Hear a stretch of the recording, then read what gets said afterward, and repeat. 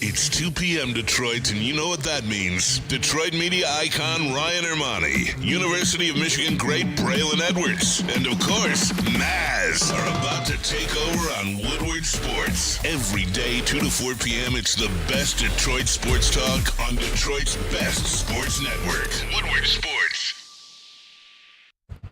Hey, let's go! Thursday show. June, are you kidding me? It's already June 13th, 2024. Mid-June. Ermanni and Edwards with Maz, Woodward Sports Network, woodwardsports.com, fox2detroit.com, or the Fox Local app if you are watching live.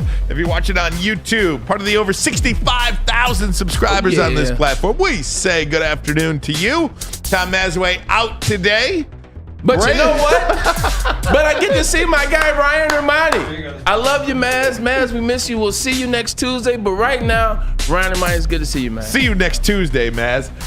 Braylon Edwards, my man, it is so good to see you, my friend. Good to see you as well, man. I knew it was going to be a special day. I had a chance to hang out with Ryan Ermanni, so I wore my favorite shoes, the 11 Space Jam lows. Yes, sir. Right here, right now. Good to see you, man. How you looking? Oh, man, I'm feeling looking darn good. Oh, I'm feeling good, Braylon Edwards. I'm feeling good. Today was a Becca day. Today was a Lady Jane's day. It's wicked awesome. So I got the fresh cut here. I got the hot lather neck shave and feeling like $1 million.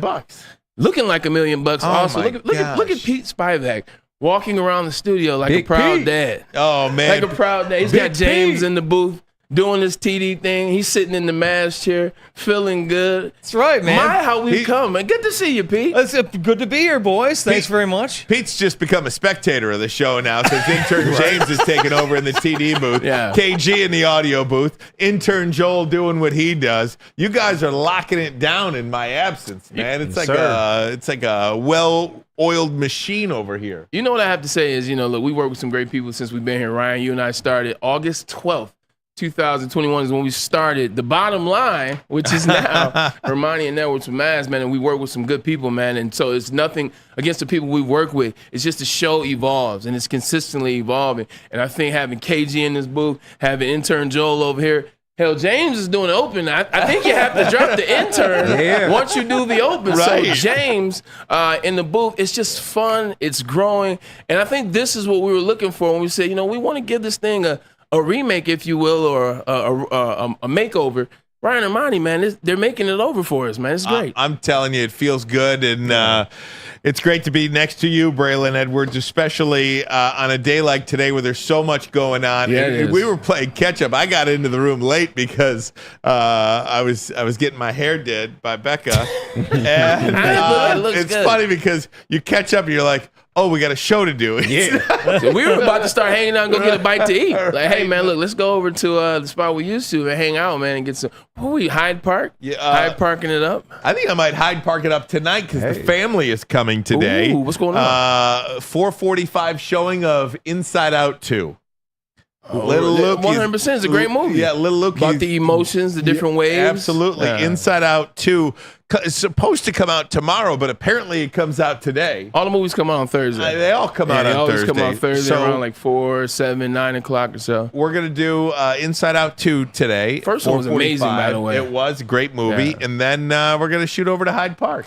I knew when I saw the first one, look, I'm a cartoon here. You can say what you want. I'm 41, but I'm still watching Pixar, Disney. I'm tuned in. And I'm glad I have a son, and I'm glad my sister had my niece, so I have excuses to make it like it's not just me. But when I saw that first one, I said, they're going to add anxiety in part 2. I said, everybody's dealing with anxiety. I said, depression is running rampant in this world, and they added anxiety and depression. So, Ryan and Mike, I cannot wait. I'm going to ask you to tell Lukey and Lydia how it is. I will, for sure. You went to a concert last night? Where'd you go? I did. So I went to Soundboard, which is the stage at Motor City Casino. 100%. And one thing about Detroit right now, it's in such a revamped space. In 2019, Detroit was on its way. Rocket Mortgage was doing a lot of things. Detroit was on its way. The Hudson Project had gotten announced. You started seeing bigger brands, Apple, John Varvatos, Gucci come downtown. That lets you know that your city is on the right path. We know what happened in 2020, so it's been a path to get back, but man, you go downtown last night, Soundboard was nice. It was a fun time. Janae Aiko, who it's like the neo soul vibe from like 2005, man. It was great times, but it was good to see people outside. And Detroit is It's coming along. The Hudson Project almost getting to a point where you can now see the identity and the makeup. The Grand Prix a couple weeks ago. The Hart Plaza fountain. Oh, that's right. Running for the first time in 10 years. What? How's that water? We used to run through that as a kid. I mean, I guess if they pull it right from the. I mean, I don't know Detroit this. River. They got to pull it right from the river, right? True. I would think so. Dan Gilbert probably has some type of filter on that water, if you will. As we're talking about it, the alert came from the Fox 2 app. The notification came. They had a great story on the iconic Hart Plaza fountain in downtown Detroit. Going to be turned back on today. $6.7 million restoration project that helped repair that fountain. It's been dormant for 10 years. Pretty incredible stuff. These little pieces keep falling into place. I don't want to say little pieces because they're not little. They're major pieces. Right. But they're falling in line with, I have always said, prior to COVID, there was no city in this country as hot as the city of Detroit. And when COVID happened, a lot of that momentum was stifled. A lot of that momentum stopped. And now it feels like it is coming back.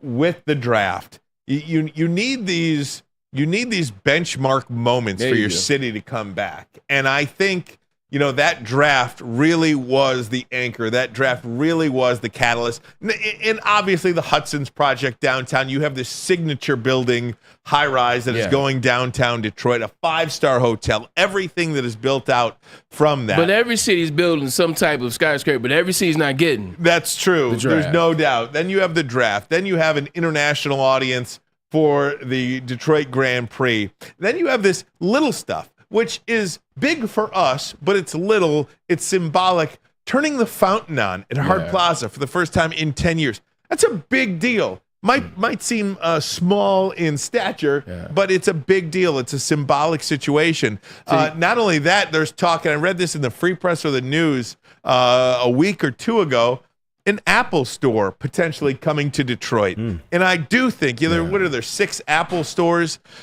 in the state of Michigan?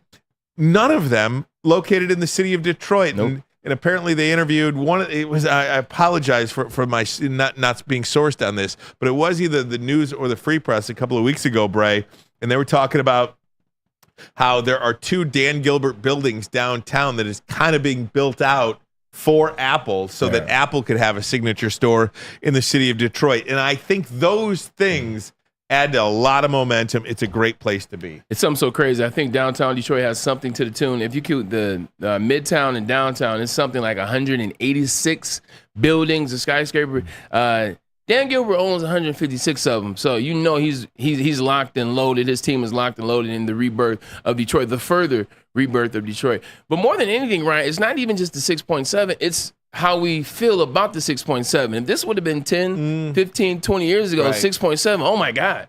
They spent 6.7 to turn the water fountain on. We need that money for this. We need that money for that. Where are we getting 6.7? The fact that we didn't bat an eye, as we said, they spent 6.7. I think that's another side of it. You'd be happy to know, Ryan. I know there is sports. Me and my guy got to catch up, man. I haven't seen him in a minute. But we will talk about the game last night, the Celtics and the Mavs. Oh, boy.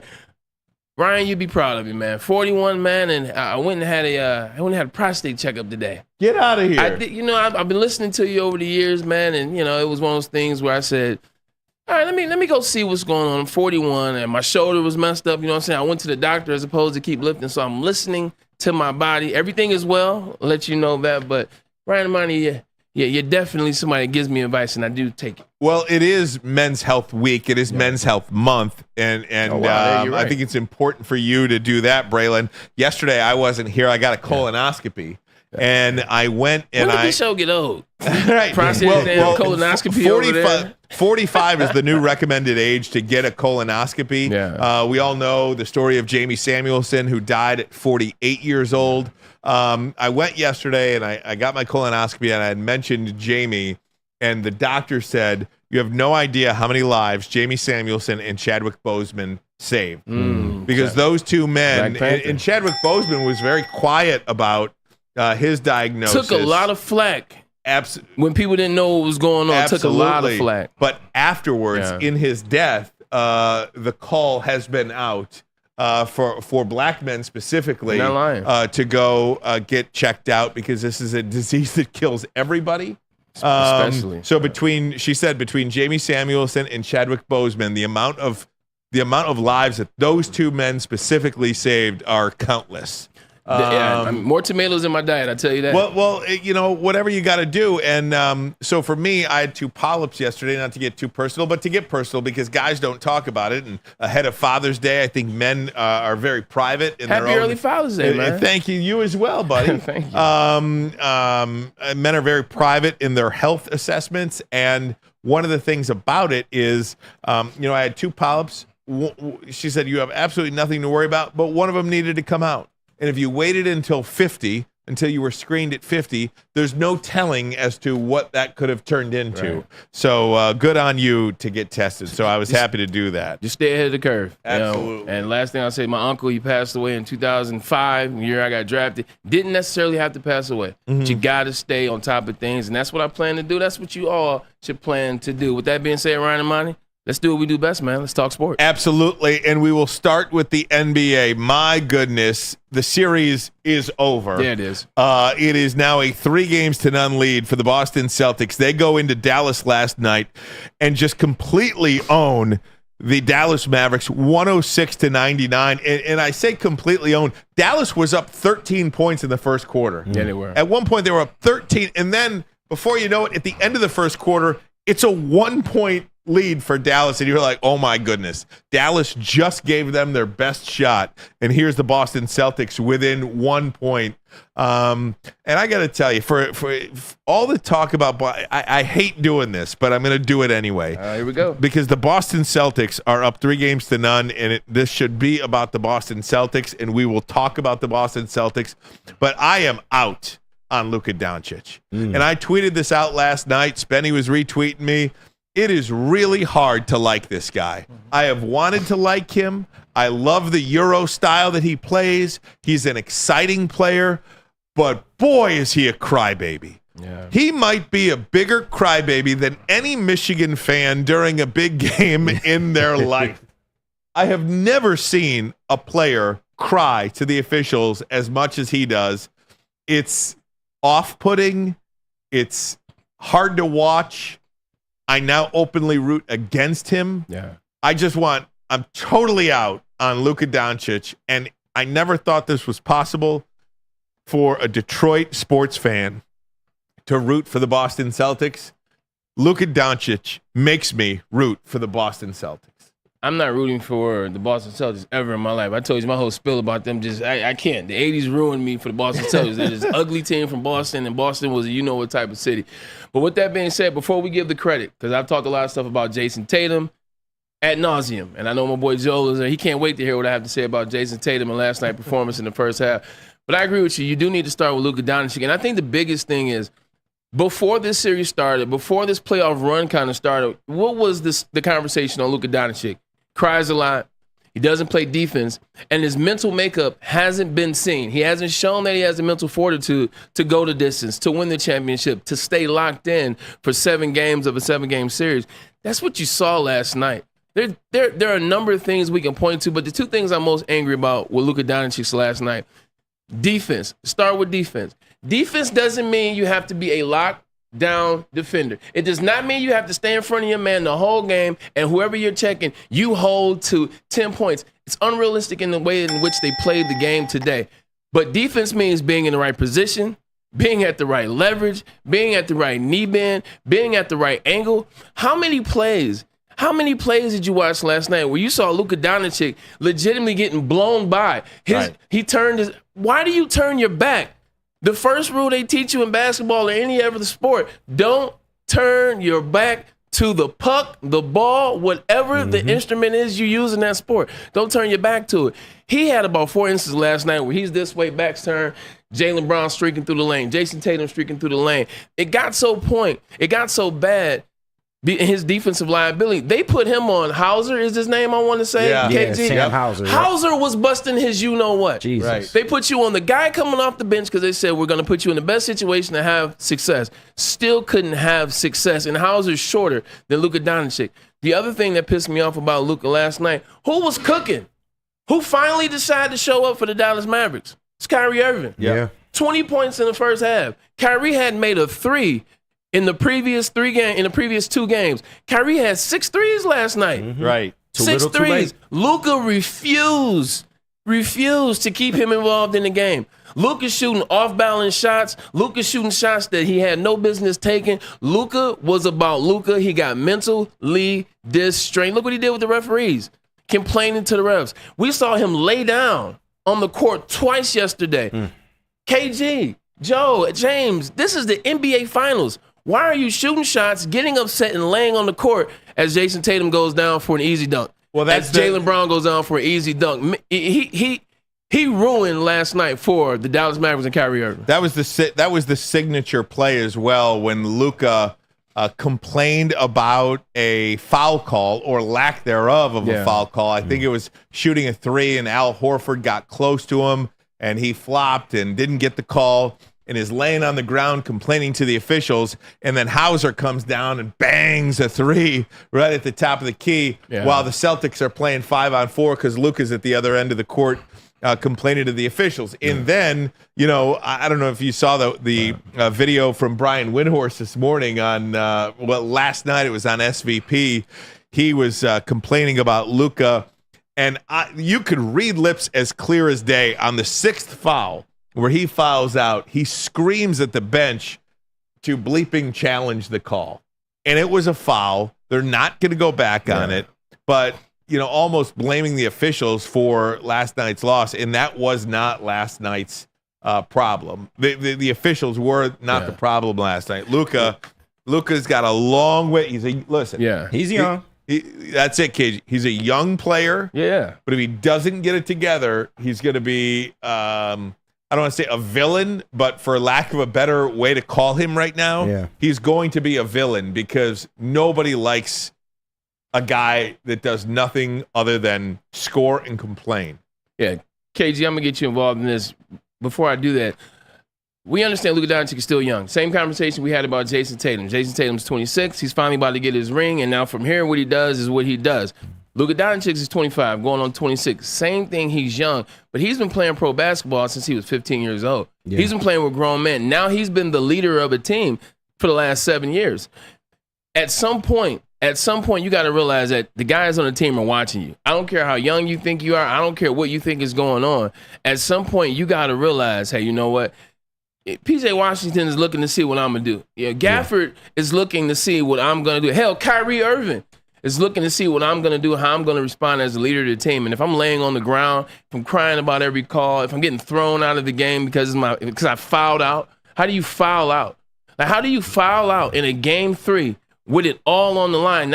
Now we know it's over. KG, at some point, Luka Doncic has to have a conversation, or they got to put more players around him that are veteran players to help him. He's got to figure out what he wants to be in terms of leader in this league. Absolutely, and he's so young and so gifted that I don't think he's that type of player. I don't think he's that type of leader. I look to Kyrie as the leader of that team. Agreed. Because he's the veteran. He's been through it. He's humbled himself to the point where he realizes, hey, I'm not the guy, but I will do whatever to help this team win. For better, for worse, or indifferent. But Luka is just not at that stage in his career yet. And to Ryan's point, if he doesn't get it in check soon, this is probably just going to be his reputation, man. And it sucks because he's dominated at every level he's been at. So he's not used to checks and balances. It's just the truth. Yeah, agreed. Luka Doncic is fastly turning into James Harden. Fastly turning into James Harden. Hear me out on that, Ryan. Okay. James Harden, when he left, now obviously he didn't start off as the man, but when James Harden left OKC, he was the man. And eventually he became the man in the NBA on an offensive side. James Harden's a guy that can get you 60 points. James Harden's a guy that can get you a flashy stat. But when the chips are on the line, you had to surround James Harden with veterans in the NBA to help him out, whether it was Chris Paul, whether it was Russell Westbrook. I don't know why they thought that would work. But insert player here around James Harden because it became about what he can do offensively. James Harden's not a guy that's going to lead you to a championship. But if you got the right guys around him, maybe he could win. I think that's what Luka is. I appreciate that comparison in terms of the style of play. I just don't ever remember James Harden complaining as much as Luka complains to the officials. I like it. You could score and you don't play defense. That's fine. Like, I understand that. Yeah. You can learn that. Hell, Michael Jordan learned how to play defense. It wasn't until Michael Jordan played defense where they actually won a championship line, because he came in just to score. But look, say what you want about James Harden, and maybe there might be some moments that you could point to where James Harden is complaining. But I mean, it is legitimately from the opening tip to the final buzzer. It is a constant stream of complaints, and it's just so off-putting. And somebody needs to get a hold of this guy and be like, please stop. Yeah. You are ruining your reputation. And KG, what you said about getting a reputation, once you wear a tag, it's over. It is really, really, really hard to get rid of it. And on the other side of it, man, we got to talk about the Celtics, and what they did in suffocating Luka Doncic. You can tell what their game plan was. We're going to go after Luka till we frustrate him. We know he can't mentally last for 48 minutes if we stay at him.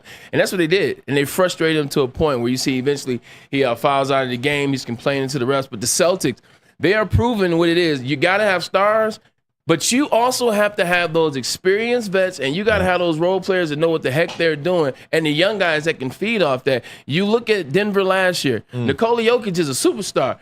But it doesn't hurt when you got Jeff Green coming off the bench who's been around LeBron James and understands he's a winner. You got Bruce Brown. Yep. You also have KCP, who's around LeBron and won in the Lakers. Same thing with the Celtics this year. Drew Holiday is a champion. Oh, man. What Milwaukee does not win that championship without Drew Holiday. You look at Derek White. Derek White plays on both sides of the court. He can give you 16. He can make 6 threes in the game. He can just play defense and give you assists. And then you got Jaylen Brown, who's going to win Finals MVP, barring something magnificent out of Jason Tatum. Do you see that dunk last night? It was better than everything he did in the dunk contest. That was the signature play of the finals. It is. That is the signature play of the finals. The dunk that 100%. He had soaring over high in the third quarter to help them onto a 21-point lead that was dwindled down to 1 at one point in the fourth quarter. Are you kidding me? The Celtics, they tried. The Celtics. They've had some fourth quarter woes for sure. The Celtics are going to Celtic at a certain point and give you an opportunity, but Luka made sure that the Celtics were able to close that door. They won last night. The series is over. Do me a favor real quick, KG. This is going to be a sweep, Ryan Ermanni. Yep. It's going to be a sweep. There have been 9 sweeps in NBA history. You got that graph in there, James? 9 sweeps in NBA history. This should be the 10th one, and then we got the graphics for each one of them. Obviously, you see this one. Put the 2-shot up there if you can. Oh, here we go. We're rock and roll this way. 1959, Ryan Ermanni, Celtics over Lakers, 71. That would have been Lou Alcindor. Later, Kareem Abdul-Jabbar. Warriors over Bullets. Sixers over Lakers. 1989 look familiar? Detroit Pistons. Their first 35 years ago today, by the way. 100%. How about that? Knew you get a kick out of that, and then the other 5 or the other 4, and then this. So this is going to be a sweep. It will be the 10th sweep. Rockets over Magic. That was Magic. What is it? Shaquille O'Neal. Lakers over Nets. Spurs, Cavs, Warriors, Cavs, and maybe Celtics or Mavs. So put them on the backboard, man. Jason Kidd will now be a part of 2 sweeps. He got swept in 2002, and it seems like as the coach of the Mavericks, he's gonna get swept this year. And LeBron up there twice. How about that? You like I did that for Maz. All right. I did that for Maz. Pretty good graphic there, and a lot of great players. Magic Johnson too. Towards the tail end, he did make another finals. Lost to Mike. That. Yeah. Did he get swept in that one too? No, I think it was. 4-2. I think they won the first game. The Lakers did, okay. And then I think, if memory serves correct, and then Chicago won the next 4. Yep. Yeah, I think so. Yeah, I think it was something along those lines. The reverse sweep, as they call it. Gentleman's right. sweep. Oh, well, yeah, it's a reverse sweep, but the gentleman's sweep. Oh, the gentleman's sweep, if you would. Yeah, right. My hat's Here's to you. one. I do think this game is over. Do you see Dallas is a 1-point favorite in game 4, by the way? Betting lines. Yeah, no, you're right. Terry Foss said the same thing yesterday. He kind of educated the chat and just what betting lines are and doing that. Trying to get equal money. 100%. Just trying to get equal money. Now, you mentioned the Boston Celtics, Bray. Jaylen Brown seems like he is the surefire MVP of this series. I did think last night was a Tatum game, though. It was. Last night was a Tatum game in that, okay, Porzingis is out with some rare injury, right? You have to go step up at that point.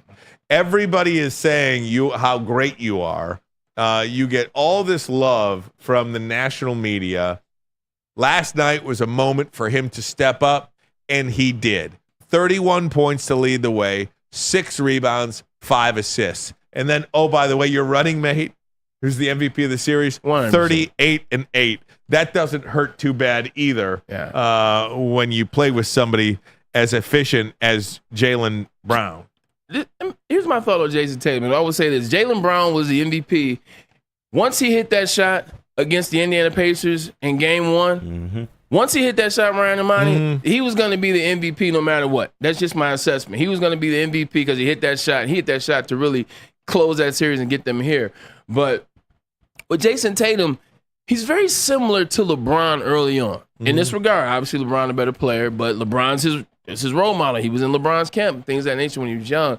LeBron played to the people on his squad. LeBron necessarily didn't give you 40 when you want him to give you 40. Sometimes LeBron will have 24, have 12 assists. He'll have 13 rebounds. He knew how to play the game within the game and stay relaxed. I think that's what you see Jason Tatum has been able to do. When Jason Tatum's not on, when the shot's not falling, when it's not dropping, he'll have 15 assists. He'll have 10 to 12 rebounds. He'll still be around the game, and he'll still affect the game. Joe, I give you credit for that. He does do that. That's how LeBron was early on. It wasn't until LeBron really got to Miami till he turned into Black Mass LeBron, and then he was scoring at will and doing all these other things. Early on, LeBron caught a lot of flack for being within the flow of the game. They won 66 games the year they got swept by the Spurs. LeBron had a lot of triple-doubles, and a lot of them were on the lower side of, 25, 24, 26, but triple-doubles nonetheless. So I think Jason Tatum, in that regard, you got to give him a lot of respect as a player. He's learned how to flow within the team, and if he can't get it done shooting-wise, he's still going to find a way to impact the game. Yesterday, he started off hot. 20 at the half. Hey, look, no Porzingis, like you said, 20 at the half, and then Jaylen Brown picked it up with the second quarter because I think he had 6 in the first half, and he had 24 in the second. So got to give Jason Tatum that credit because I have torn him down a lot. But he knows how to play within the game with the Celtics, and that's why they're up 3-0 on the Dallas Mavericks. I think you've got to give this organization a lot of credit, too, in the Boston Celtics. I mean, what Brad Stevens has done, and you'll remember how it ended with Ime Udoka, the head coach of the Boston Celtics, who was fired after making it to the finals for things that happened off the court. And he has rebounded, now the head coach of the Houston Rockets, and good for him. But how about Brad Stevens and the Boston Celtics saying, here, Joe Mazzulla, here's this 35-year-old head coach, take this championship team and get them to the promised land. And things were a little bit rocky, I think, last year. Hey, they had a really great year by most franchises' standards. And then he lost to a red-hot Heat team. Absolutely. But he's been tremendous this year. And he doesn't get enough credit for what he has turned that team into. They are as mentally strong. They are prepared out of timeouts. There was a play last night. Al Horford missed a 3, but I was like, okay, Dallas is making a run. Mazzulla calls a timeout. What can you draw up? And he drew up a wide open look for Al Horford. Now, it was missed, right? But you can't draw it up any better than that. And I think that's the difference now between Joe Mazzulla this year and his coaching style last year. Yeah, 100%. They never go into a game in fear of being outcoached. Yeah, 100%. That definitely was. And that wasn't the case last year. Not at all. Last year they were scared. They were nervous at that position, that being the coach's position. But you called it. You drew up their play for Al Horford. They're a team of veterans. No matter where you look, Brad Stevens, they gave him a shot to be a coach. It didn't work out, but they like something about him. They like his front office skills. They like how he was able to put teams together. So now he's in the front office. But you look at their team of veterans. Al Horford's been doing this for how long? 16 years. Al Horford's probably made the playoffs every year of his NBA existence. Right. He's been in some team in the playoffs fighting for a championship. Seems like he'll get one this year. Drew Holiday, another guy. We talked about how he did with his wife. Wife got sick, got cancer. He stepped out of basketball for a year and a half. This is a grown man decision. This is an experienced human being, an adult. You have a lot of adults around this Boston Celtics organization, and that's why they're playing like experienced adults and veteran players. And they're going to win their 18th NBA championship on Friday. Which will break the tie, right? Most likely it will. Guys, we're going to talk about some Lions football. We've got a top 10 Thursday as well. Lots to get to today. Two top 10s. But first, a message from Les Stanford Chevrolet Cadillac Buick GMC. What happens when you run a great business for over 50 years? You expand and offer more products to more people. That's exactly what Les Stanford did by adding the Les Stanford Buick GMC dealership. That dealership in Ferndale on Woodward Avenue, just south of 9 Mile. And if you're looking for a Chevy or a Cadillac, look no further than Les Stanford Chevy Cadillac on Michigan Avenue in the great city of Dearborn. You can find the brand you want under one umbrella. All 4 GM brands under one umbrella. LesStanford.com, LesStanford.com. Together, let's drive. And you can drive right on over to Premier Pet, which is Michigan's best pet store, hands down. Same prices and all the conveniences of the online and big box realtors, with one major difference: family and locally owned and operated for over 30 years. Over 60 brands of food with nutrition experts there to help you. Same day, local curbside and home delivery. Premier Pet Supply. Give your pet the best. PremierPetSupply.com. The most talked about Detroit media by other Detroit media. And we love it. It's the Woodward Sports Network. Come to any Lady Jane's Haircuts for Men and claim your throne for a king's treatment from one of our talented stylists. Open 7 days a week. Walk in anytime. Just get to a Lady Jane's today and receive a precision haircut, scalp massage, hot lather neck shave, and a hot towel treatment. A haircut should not be a chore. It should be an experience. And that's exactly what Lady Jane's has to offer. Open 7 days a week. Walk-ins are always welcome. There's always a location near you. Lady Jane's Haircut. Congratulations to the real Coach of the Year, Motor City Dan Campbell. Just put your head down and go to work. It's about to be fun, man. It's about to be fun. Woodward Sports. Braylon Edwards here, Premier Pet Supply. Man, just looking around, who's got it better than pets?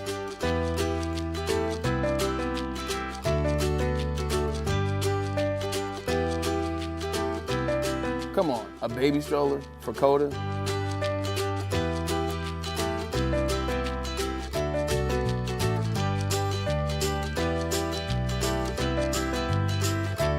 A chef for Lola, really?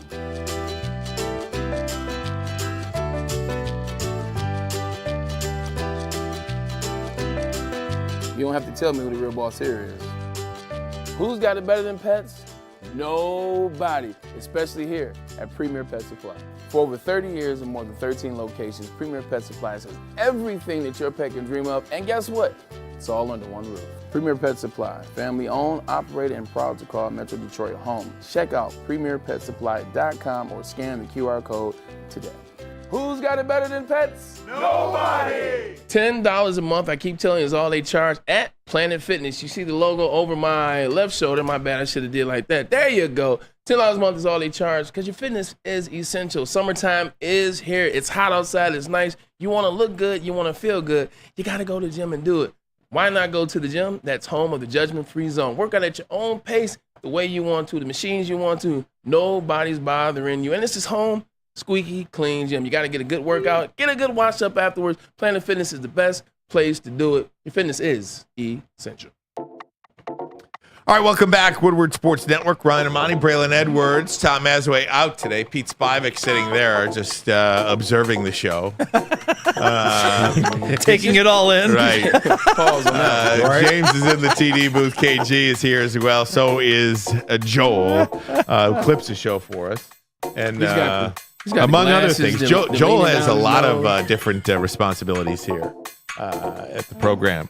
Bray, let's talk some Lions, some Detroit Lions news today. Terrion Arnold did sign his contract today. He threw out the first pitch at the Tigers game. Way faster than me. Earlier, too. I did not see the pitch, but he tweeted out that picture that he signed his contract today, officially a member of your Detroit Lions. Now, these contract situations are a lot less, I guess, tumultuous with these rookies because they're all slotted now. It's not like a big deal. You expect there to be no major holdouts anymore. Unlike, growing up, I mean, Barry Sanders, Chris Spielman, Lois Brown, all these different holdouts. I think prior to 2006 or prior to 2008 it was maybe, or something around there. But yeah, I mean, you don't see any holdouts anymore. Two things. One, he didn't have any footage of that pitch. That means it wasn't a good pitch. Yeah. Because trust me, we're athletes. If you do anything good in the sports world, no matter what sport you play, you're going to talk about it. You're going to post it. So I guarantee the pitch wasn't that much. But you're right. The NFL did a good job of finally slotting the picks, slotting the pay, slotting the contracts. Because before, you leave it up to the player to negotiate with his agent. His agent's negotiating on his behalf. Now the agent is trying to do more to negotiate himself a little bit more money, and then the player gives blame for it. I came out in 2005, and I didn't get back into camp until the day before we played the first preseason game against the Giants. I think they were trying to do something like make me sign a marketing part of the contract, which means their sponsors got first chance to sign me in for anything. So no matter what that sponsor would sign me for, I would have to take that deal because they were sponsors of the Cleveland Browns. Well, my marketing agent saw fit. He said, no, you can't lock him into a deal if he can get more money. Neither here nor there. Now you slot him, you get it out the way early. You get guys locked into the program. You get guys that are going to be there all summer. Then you get guys that are there already when they start training camp and they're ready to go. I didn't get in until late. Didn't end up starting until game 3 of my NFL career. Who knows what could have happened if it was a little bit more on track. So I like this for players. Now you make it on the organization. Like, it's not about the player. You tell him what this contract is. Get that sign.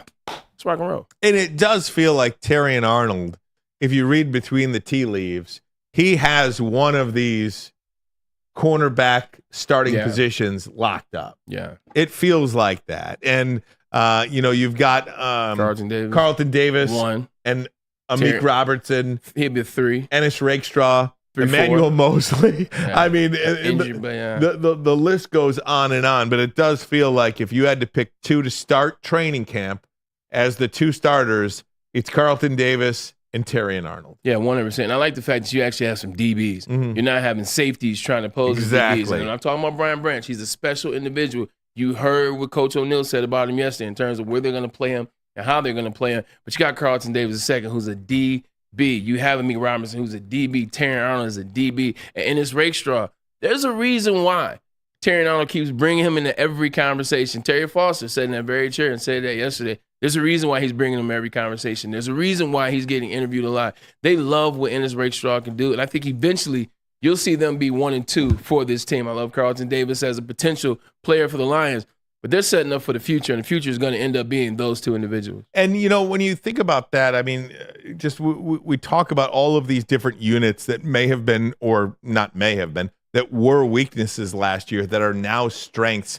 And not only strengths because they're better than they were a year ago, but there's some real skilled players back there. These aren't just guys that were better than the guys that were here last year. These are guys that are studs, or at least we believe they are studs, and that can make all the difference in determining whether or not you do have a legitimate shot at making it to a Super Bowl next year. Good thing is competition, right? We heard Dan Campbell talk about that last week, the competition in that room, whether you're talking about DBs or whether you're talking about safeties, they're going to push each other to a certain limit. And I love when you have players that come from, having success. Carlton Davis had success with Tampa. You saw what he was able to do towards the end of the run last year with Tampa. You saw what he did in the playoffs. I mean, the Lions had to see what he had last year. And you look at Terrion Arnold, he comes from Alabama. Brian Branch comes from Alabama. So that excitement, those juices get to flowing.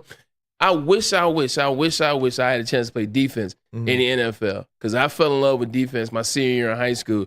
And then you just love watching the energy. It's something about defense. Those guys connect on a different level. Those guys really get each other motivated. So you watch some secondaries is hype. I told you. It was nothing like being on that Seattle team in 2012 and really watching LOB form and really watching what they were. You look at a young secondary, and I'm not saying that, but they're a young secondary with a lot of talent that has an ability to get together at the right time. So the sky is the limit for this team, but competition breeds bringing out the best in your abilities. Pete, what's this Lions audio I'm about to hear? No. Okay, don't do. Yeah, bad link.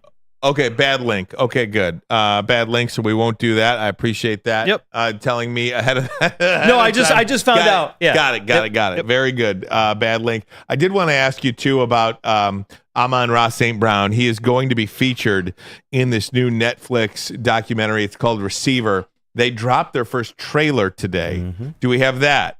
We do not have the trailer. Okay, very good. Some things never change. Get it together, Pete. Okay. Oh, the computer crashed. Okay, got it. But nonetheless, I'm very excited to see a little bit of a behind the scenes. You know, Netflix does these things so well. We saw with quarterback it actually made me like Kirk Cousins a little bit, which I never thought was possible. But I'm really curious to see. They've got Devontae Adams, Amon-Ra St. Brown, George Kittle, Deebo Samuel, and Justin Jefferson. Those are the 5 receivers that are followed around for this initial version of receiver.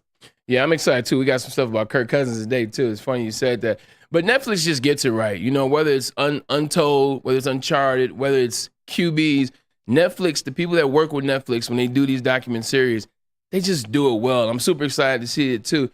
I might be biased because I'm a football player, but football players just have a different personality. They have a different thing when you do a document series on them and when you follow them around. They give you a different energy. They give you a lot. So I'm excited to see what these players have. Quarterbacks was well done. But I'm excited that Amon-Ra St. Brown keeps to further the narrative of Detroit. They have stars here in Detroit. Like, this is a football town. This is a team with a great team. This is a city with a great team. You got some great personalities. And Amon-Ra, as you've seen with his podcast, with Equiminius, is a great personality, and he's also a great person on and off the field. I can't wait to see. This is how you start to build. You know, that's how you talk about teams. That's how the 49ers get talked about. How often do you see CMC? How often do you see Deebo Samuel somewhere? How often did you see, Porno Jimmy when he was the starting quarterback? Now Brock Purdy. The teams that are the teams, they really get their athletes out there. I'm tired of looking at Micah Parsons on his podcast and Dak Prescott and insert players. So it's good to see Detroit get the notoriety start to go with the team that they are now. All right, here's the first official trailer of the Netflix series Receiver. I have an alter ego. He calls that dance the gritty. And when I start putting these chains on, start putting the teeth in.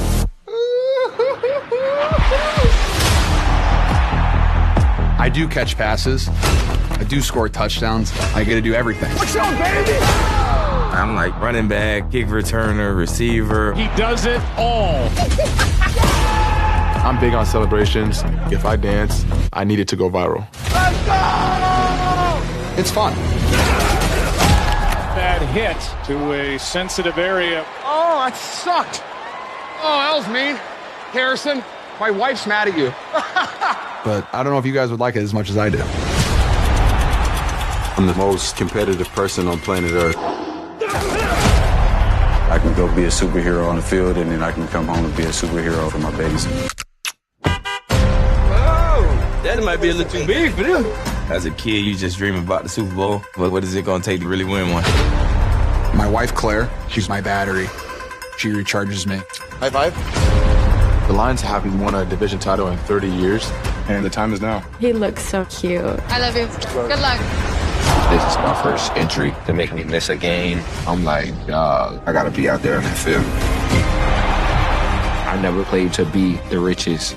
I played because I love the game. It's not about me. So, Daddy. But I feel like it's my responsibility to give them exactly what they came to see.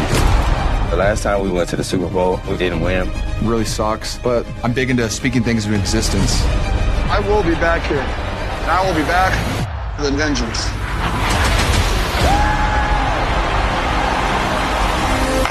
Let us feel the heart beating.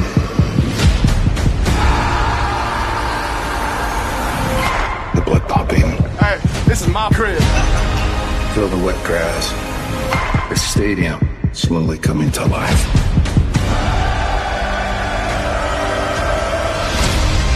May you have all the power that you need today to finish what must be done. To the end zone!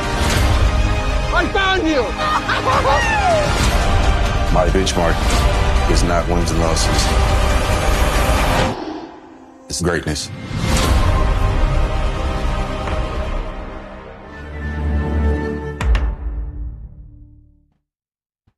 Goose pimples. Oh, go ahead. No, it's just goose pimples. Football is a sport I love, man. I mean, football is just king. Like when you watch that, because we talked about the NHL docuseries that's coming out on Prime. It's 11 players. I love hockey. I didn't get excited. You know, they didn't show me a reel that had me like, I got to watch all 11 of these players. I'm really dialed in to see who they choose.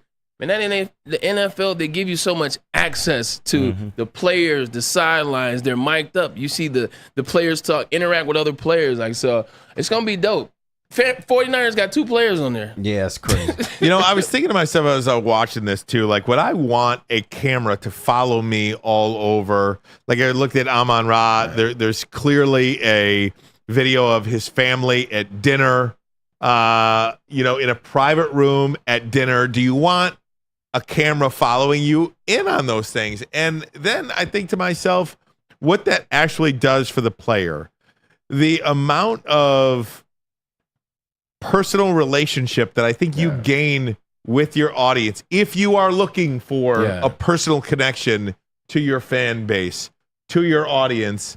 I think it is I think it's a no-lose situation. Yes, you won't have you won't have the privacy for a period of time, but take Justin Jefferson for instance. How many times did we hear?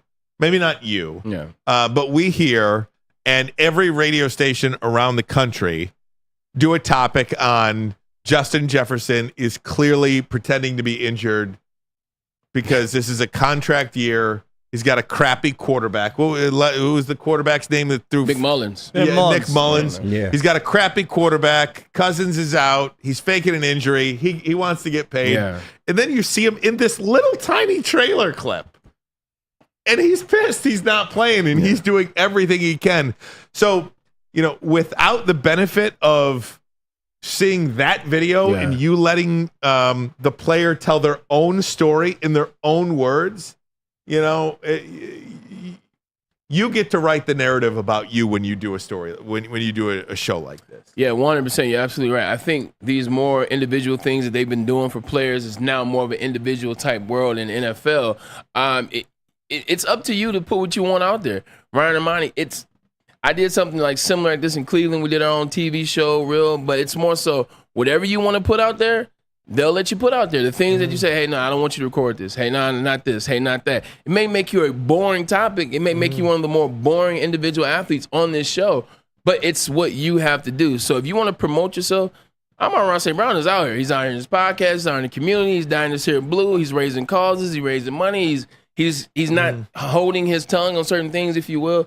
He's trying to put himself out here, but he's backing it up on the football field as well. So, like you said, it's what you want to get, what you want to put out there. That's what you'll get in return. And again, just to answer a couple of questions in the chat, Raiders locker room. This is from Mitten Maid. Raiders locker room looks dope. That's for sure. That is for sure. And Cody says this was filmed 2 years ago or last season. It was filmed last season, and a lot of media members who follow the Detroit Lions obviously saw the extra cameras that were around last year. We all speculated that it was Netflix because we knew they were doing the receiver series. So you see those extra cameras, they're the Netflix cameras, and you talk about Amon-Ra St. Brown and receiver. Yeah, absolutely. And I love the Netflix presentation of these type of things because it's more of a personal look. It's not so much of a production as it is like a live look into these players' lives, because for so long Hard Knocks was the only real thing that gave you behind the scenes access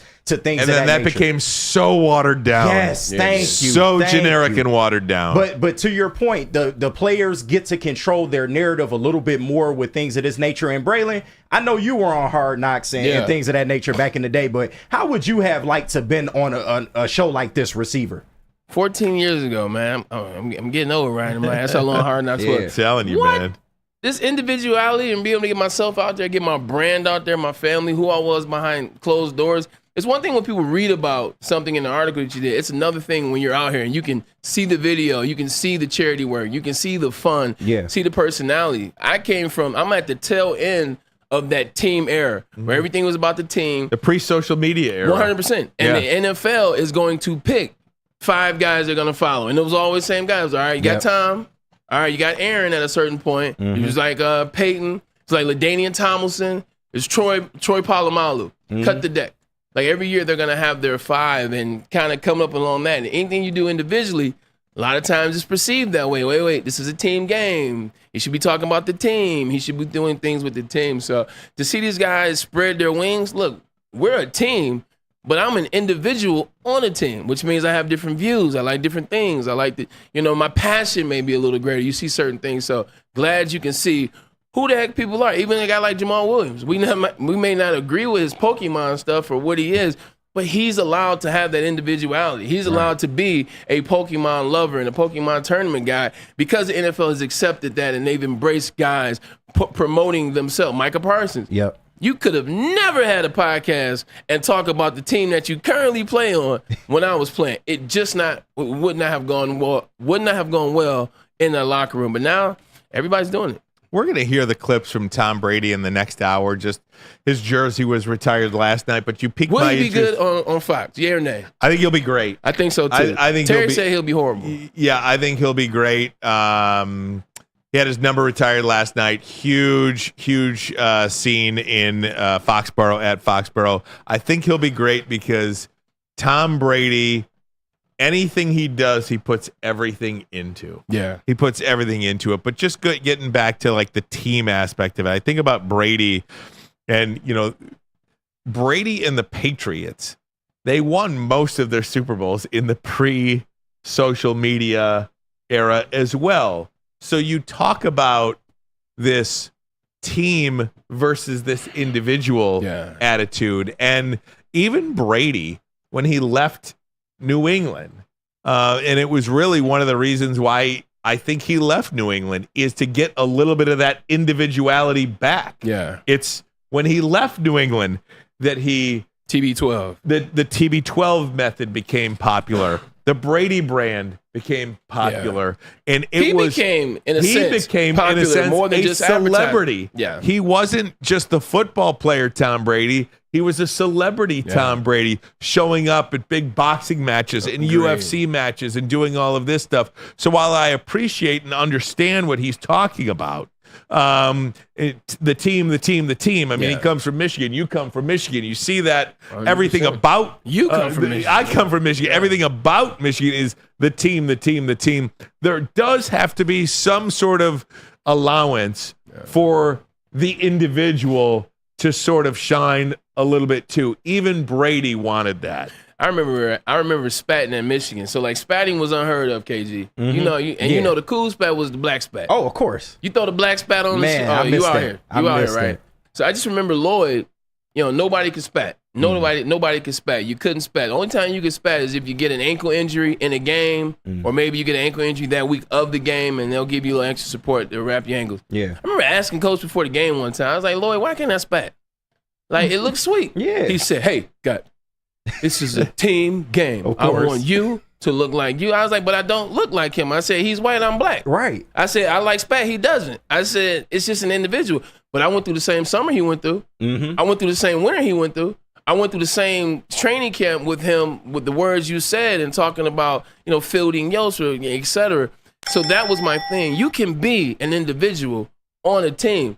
Of course, he told me I couldn't spat, but he also told me years later, he said I was right, but he wanted to keep things intact from a team point of view. Guys are individual. Football is the one sport where for a long time it was, we got to keep you guys as team guys. Basketball, they're all individuals that form a team, but I got a little jealous of them cats. But even football, okay, go back to Lloyd Carr, and I think Lloyd Carr is my Bo Schembechler. Love you, Coach. Right? Love you, Coach. Yeah. Like when things are a certain way for that era of coach, it is really hard to adapt to a new way. Yeah. Once you know one way, that's how you're going to do it each and every single year with very few allowances to weave in and out of that box. I asked him another question about spatting is huge. Okay, I come from Detroit Pal. I played for the Cougars and I played for the Cubs. I've been spatting since I was 11, 12 years old.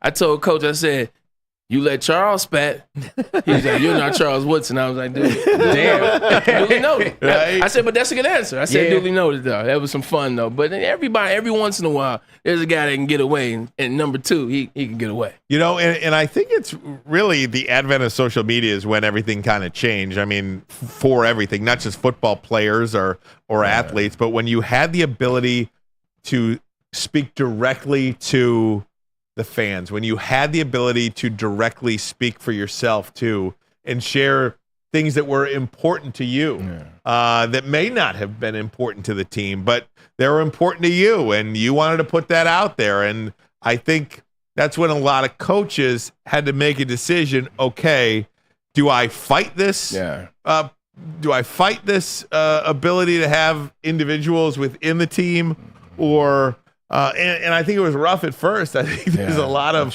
relationships that were probably strained over that. A lot of guys maybe even traded or cut because of how individualistic they were.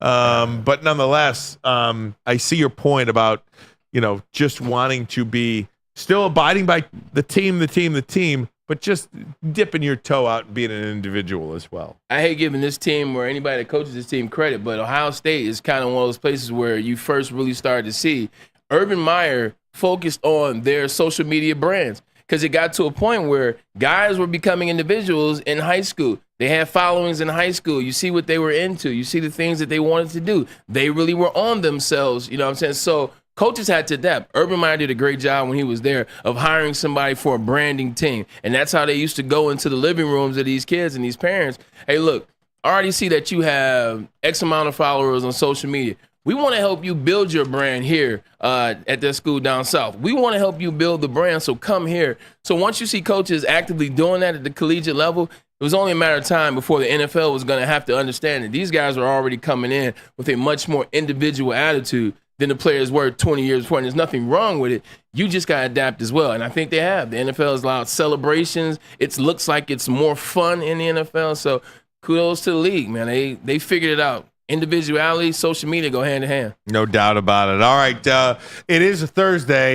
You've got two of them. That can only mean one thing. I got two. We better do one next. It is a Top 10 Thursday. Top 10 Thursday. Braylon's list is next. But first, a message from KDK Law. KDK Law. Yeah. How about that? Dealing with divorce, child custody, visitation, or other family law issues? Kevin and Catherine at KDK Law in Birmingham will have your back. 10 plus years of experience, 24/7 availability. Scan this QR code right here above my head, or you can call 248-971-0476. Say Woodward Sports Centre and KDK will pay your filing fee. That's right. KDK Law, they've got your back. And what happens when you see that black and yellow sign out in front of your house? It tells the bad guys one thing. Stay out. That's right. Let Guardian Alarm offer you customized solutions from real experts, 24/7 professional monitoring, and technology backed by people. And that technology has been proven to work, and those people have been proven to care. So call 1-800. Stay out. That's 1-800. Stay out. Call them today. Tell them Woodward Sports sent you. We'll be right back.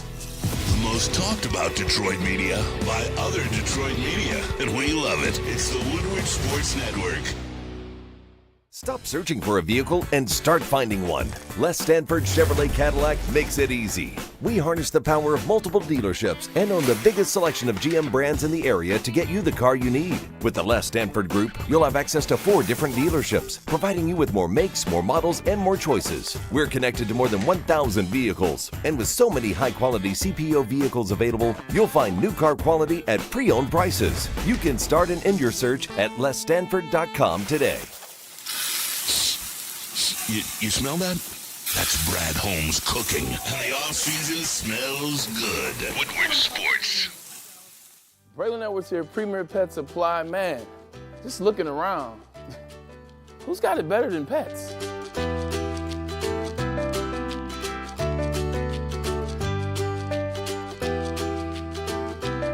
Come on, a baby stroller for Coda?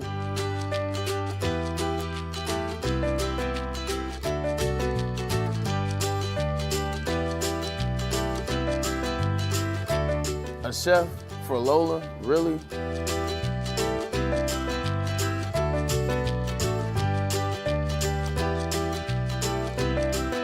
You don't have to tell me who the real boss here is.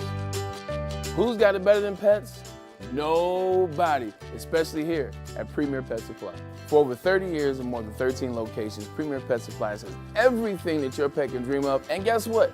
It's all under one roof. Premier Pet Supply, family owned, operated, and proud to call Metro Detroit home. Check out premierpetsupply.com or scan the QR code today. Who's got it better than pets? Nobody!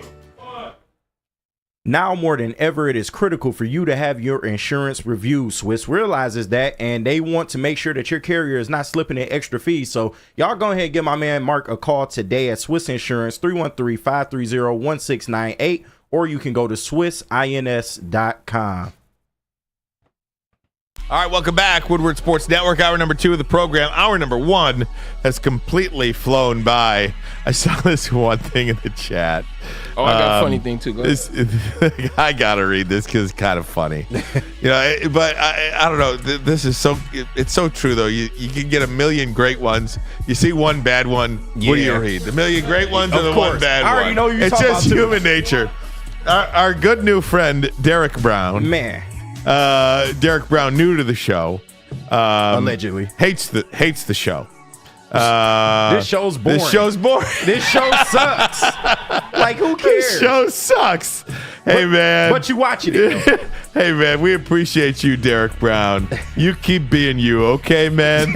You keep being you, big guy. I put it to you this way. I appreciate the laugh. I put it to you like this. The fact that he's tuned in the summertime from 2 to 4, it lets you know that we ain't doing too bad, because this is a tough time to talk about sports, man. but we make it work. Thanks for tuning in. He's been here since the start of the show. It is now an hour into the show.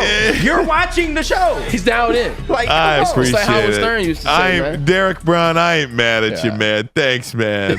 I appreciate you. That's fine. Speaking of the Celtics winning last night, I saw something funny. It was like, and this is not funny because it just happened, but it's kind of funny. It's one of those things you got to play the line. Jerry West, obviously, rest in peace. We know what happened to the logo yesterday. They said even Jerry West didn't want to see this sweep. That's how much he hates this. Oh, man. Yeah, I didn't so say great. On social media. That's so great. Let me just read a couple of good ones here. Player says, love you guys. Best show at WSN. Salute, gentlemen. That's from Richard. I'm good. Appreciate you, Richard. Good show today, says Paul. This show is way better without Ryan. Oh, you guys are great, man. That's good fun. They love you. That's that 4-year battle you guys have had. I appreciate it. It's all good. All right, Bray, Top 10 Thursday. What do you got for us first? Top 10 Thursday, we keep talking about the young guys that are going to have breakout years for the Lions. You saw Jahmyr Gibbs last year, Sam Laporta last year. We expect Brian Branch to have a breakout year. This is the NFL, and I'm excited. There are a lot of players that are going to break out this year, so figured I'd just list them. They're not in any type of order, but I believe these players will break out this year in the NFL. Oh, here we go. My man James, you got it. Number 1, Brian Branch. I think Brian Branch will break out this year. Last year, first game, pick 6 against the Kansas City Chiefs. He helped them win that game with that momentum that they swung on that play in that moment. Brian Branch is a guy from Alabama. Should have been a first-round pick. Got drafted in the second round, and you saw instantly what he was capable of doing. Coach O'Neal likes him, loves him, and I think Aaron Glenn. How good can this guy be? He can. I don't want to go so far as that, but he reminds me a little bit of Earl Thomas. I feel like he could be a Hall of Fame player. He reminds me of Earl Thomas. Earl Thomas is probably on that line of being a Hall of Fame player. I think he will be one. It's a terrible thing to say about somebody, I know. Right. But it feels put that like pressure on him. Right. He seems like he can be a consistent player that can come out here, lead this team. He can be a leader. And that's what you look for in Hall of Fame players. It's not necessarily how good they are, how talented they are, but can they lead men? Can they be the leader of their rooms? Can they be the leader of their side of the ball? Brian Branch has that type of energy. And that's what Earl Thomas had. Like, Earl Thomas was definitely no ifs, ands, and buts about it. He was the leader of that defense, and he was the leader of the Legion of Boom. He may have been the smallest guy out there, but also he was the biggest voice, and he carried the biggest impact. So I think he'd be a damn good player. How high? Ceiling. There you go. All right. Who else we got on this list? My man James. Tank Dell. You saw what he did last year for the Houston Texans. C.J. Stroud, before he got injured, he was among the league leaders in yards. He was among the league leaders in yards after catch as well. Didn't get injured in the offseason to the tune like we thought, so we're happy to hear that. He did get shot, but he wasn't injured. He still was able to play. I think he's ready. That's something you don't hear about somebody. He got shot. He's fine, though. You know, it reminds me of, remember Paul Pierce got stabbed? Yeah. He got stabbed and then came back and balled that year? That's right. Yeah, Paul Pierce. That is true. Funny, not crazy. Actually, now I'm going to tell the story because I prefaced it wrong. But Tank Dell, I think this is a breakout year. I know they got Nico Collins. I know they paid Nico Collins. But Tank Dell with Stephon Diggs, he's going to see one-on-one coverage the whole season. That's a heck of a receiver core. You just listed 3 studs. Yeah. 3 guys with over 1,200 yards. Right. Like if you do the math on what Tanks could have been projected yards, whatever. So I'm excited to see that as well. Who do we got next on this list? You know what? I guess let's get the Lions out the way early, Ryan. Let's go. Jahmyr Gibbs. This is Matt's favorite player. He said he'll take Jahmyr over Bijan Robinson, anybody in the NFL. Over any running back in the NFL, he said on Monday. You go ahead. What do you feel about? Oh, yeah. I mean, seriously, CMC, okay? Yeah. Obviously, Christian McCaffrey is somebody, but he's also got 8-9 years in the league. Exactly. I don't know if like he said it and it stumped me for a minute because I'm like, is there a running back I would take over Jahmyr Gibbs now? You're a big Bijan guy. And the answer is no. Okay. I would not take another running back aside from Jahmyr Gibbs. I think Tom Mazaway is absolutely right about this. I think what you saw towards the end of the season, you saw that comfort level. It's nothing like when you get that comfort and that confidence in the NFL. The NFL, they always ask you, Ryan, the speed. What's the difference in the speed between college and the NFL? Braylon, when you first got in the league, was it just so much faster? No, it wasn't faster. It was, one, those players are veterans and they know the game. They know the film. They know it better than I do. And then 2, it's my confidence level within my comfort. Do I know the offense? How well do I know the offense? How well do I know my quarterback and teammates? And I think that's what you saw with Jahmyr Gibbs. Those last 7 weeks of the season, he just looked like the guy. And he became the number 1 running back on a team that had a number 1 running back. Tells you how good Jahmyr Gibbs is going to be. Sky's the limit. I think he's number 3 back in the league right now. No doubt. I would say he's number 3 back in the NFL right now. Huh? Was it? You like what? I was saying that was the last one. That was the last one? Yeah. Oh, they did? Well, I had a couple other ones. Jake Ferguson from the Dallas Cowboys. I think he had a tremendous year last year. He's going to be a guy. Dak Prescott I don't like, but I think Jake Ferguson can be a tight end. He led a lot of tight end statistical he's a good player. I like him. And he didn't get that many touches. Whose nephew is that? I knew it. Hold on. I got to find this out. You look it up. I figured it out. Kyle Hamilton. Kyle Hamilton is a guy that we want to hear in Detroit. We thought he was a little bit slow. They leaked some of his footage, and you hear the 40 time. It was a slow 40 time. He plays a safety position. That speed definitely didn't show up slow last year, KG, because he dominated with the Baltimore Bills. He made second team All-Pro. I do believe. You could say he broke out last year, but Kyle Hamilton is going to be a stud. Boye Mafe, defensive end out of Minnesota. Another guy that I talked about here with Corey Woods. Shout out to K. Woods. 2 years ago, came on the draft out of Minnesota. He had 9 sacks in 14 games. Just got to the quarterback. A lot of pressures out there in Seattle. I think that he's going to be dominant in this NFL. Trent McDuffie, DB out of Kansas City. There's a reason they wasn't mad at L'Jarius Sneed left. Barry Alvarez. It's Barry Alvarez, his nephew? It's grandkid. His grandkid. Yep. Barry was cool. That's that era of Michigan coaches. Lloyd, Barry, Glenn Mason. Yep. Nick Saban around that time. Joe Tiller. Hayden Fry. Oh, my God. I forgot Hayden Fry was still there when I was there. Damn, I'm old. But Trent McDuffie is the reason why L'Jarius Sneed gone. Yeah. They don't feel bad at all because they still have a lockdown blitzing quarterback. Talked about this guy in the Aiden Hutchinson draft. Derek Stingley Jr. Went 3rd overall. And you know what? I owe him. He came up huge. He came up huge. Man, he's a really, really good player. He was injured when he got drafted more so, and I think it took some time to find his footing. Texans weren't there yet either. Yeah. Boy, did he benefit from DeMeco Ryans. You get a guy that knows defense. You get a team, an offense that can help you out. Benefited last year. Derek Stingley Jr. and down the road, Sauce Gardner. Now you're looking at those two in that class like, is it Derek? Is it Sauce? We'll find out this year which one of those guys is the best, but keep your eyes on him. Kayvon Thibodeau, speaking of that 2022 draft class with Aiden Hutchinson, Kayvon Thibodeau, a guy we thought was coming here, then it turns out Dan Campbell may not have seen him as a Lions guy. He got better and better and better last year. Guess who was on his team this year? Still Lawrence. They add Brian Burns from the Carolina Panthers. I wanted Brian Burns here. I thought we had enough money. I thought we could bring him here. Brian Burns is going to help Kayvon Thibodeau really break out. And then Kyron Williams. We'll see him week 1 this year. We will. The Los Angeles Rams, Kyron Williams, are running back. Guy's electric. He's like Jahmyr Gibbs in the sense that catches out of the backfield, runs between the tackles, a home run hitting type back. Excited to see what he's going to do. Just not against us. Don't bring it against us. But these are some guys that I think are really going to, they're going to up the notch and play this year. The Rams are a team that I am really looking forward to seeing how they battle here in 2024. I think that's a team that is definitely on the rise, and that's a team that is to be reckoned with in the NFC. Is it going to be weird not seeing 99 out there? Yeah, probably. Look, anytime you have those signature players, not be Calvin Johnson here in Detroit, Aaron Donald in LA. Yeah, absolutely. TJ or JJ Watt for the Houston Texans. Somebody else being retired this year too. Who is it? Jason Kelsey. Jason Kelsey. There you go. You've got these longtime players for a lot of these organizations that are no longer there. Hey, I'm sure you guys talked about this yesterday. Maybe you did, maybe you didn't. But I was a little woozy from the colonoscopy, so I didn't dip in yesterday. I've gone through that. I didn't dip in yesterday. What do you make of Aaron Rodgers not being at minicamp? It sounds like the team is fine, but everybody else doesn't. Everybody else has a problem with it. Do you, as a player, would you care? No. Yeah. My success as a player depends on who? Aaron Rodgers. Right. If Aaron Rodgers is good, if he's cool with the team, then I'm good with it. Robert Saleh. And look, Robert Saleh is a great dude. I know his family too. I had a chance to meet them a couple times at Jets facility and practices. So it's nothing against him.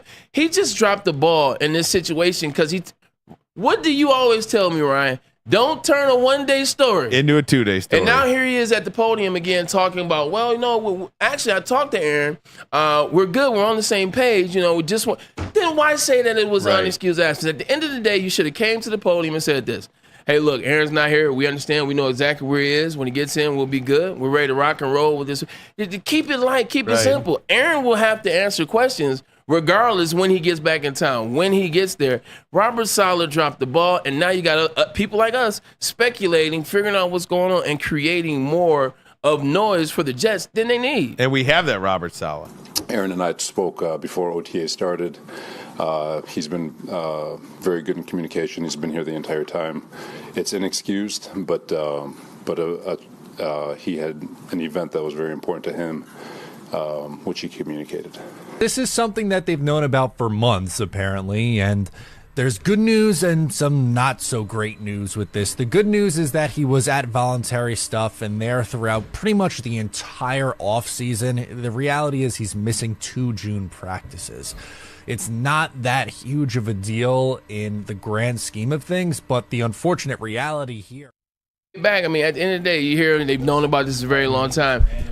All this really is, Ryan, we know what it is. Robert Saleh hasn't had any control of Aaron Rodgers. He hasn't had any control of the quarterback situation. He's kind of been left out of the loop on certain things. And his job is on the line. And I guarantee you he feels a lot of it isn't on him. A lot of it isn't his fault. So this is kind of him still in that space of conflict with that. And then also, hey, look, if something goes wrong, Aaron wasn't here. I told you he wasn't here. I told you it wasn't unexcused. This is him distancing himself from an issue so that people start to look at maybe Aaron Rodgers instead of him.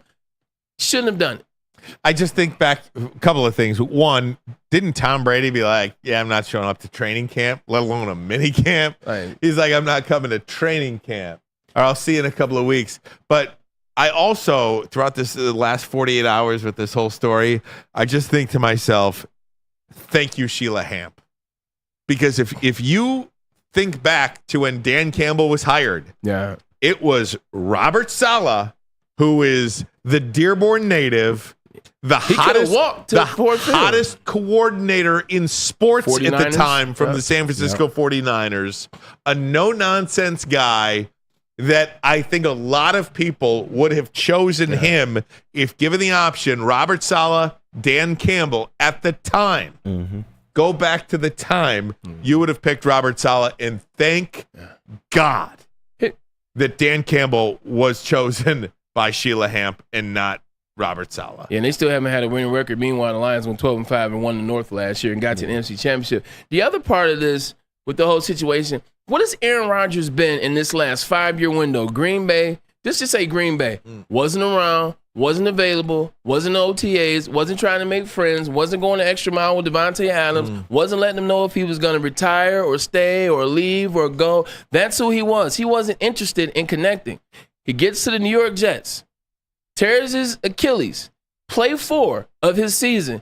2 weeks later, he's back in New York. He's mentoring Zach Wilson. He's doing rehab time to time in Florham Park, in New York. He's around the team. He's going to games. Hell, he rehabbed fast enough to where we saw him throwing regular passes at the end of the season. We saw where he was. He has been around the Jets, or he has been a different Aaron Rodgers that he was with the Green Bay Packers. He has been there for the squad. The squad is in love with what he's doing as a player, as a mentor, as a leader. This is all he's been, and then you let this one thing, and now all the traction, all the momentum that you've built, you've kind of taken it backwards because you've ignored everything that he did. I think Robert Saleh, once again, he just dropped the ball on this one. No doubt. Like, Aaron Rodgers is not the guy that's there. He's been there. He rehabbed there. He got back. He tried to get back to play last year. Right. They dropped it on this one. I'm not usually defending number 12. I defend him on this one. Yeah, no doubt. All right, guys, we're going to take a break. I do want to play some clips for you, especially one that has made the rounds today. Millions of views on this one quote that Tom Brady has said. You're going to hear a lot more of it throughout the coming weeks and potentially forever. It's that damn good. We'll have that for you coming up next. Also, Braylon with another top 10. Much more show different coming sport. at you next. But first, yes, different sport. But first, a message from Wake Up Woodward. Is Wake Up Woodward. You can hear it every Monday through Friday, 8 to 10 a.m. every morning right here on Woodward Sports Network. You can join our very own Kenny G. He's right over here to my right. You can join the great JB, Sam Flannel, Kool-Aid, and of course the great Matt Broder.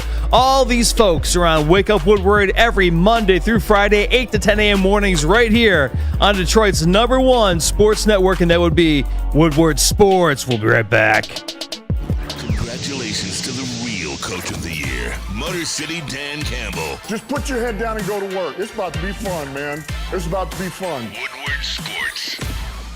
Yo, let me just say, I love Planet Fitness. Trying out Planet Fitness, and dang, they got lots of equipment. Not me getting a Planet Fitness membership just for the 24-hour perk. Listen, the PF Black Card is worth every penny for this hydro massage. I'm a new man. Did y'all know that the PF app has workouts you can do at home?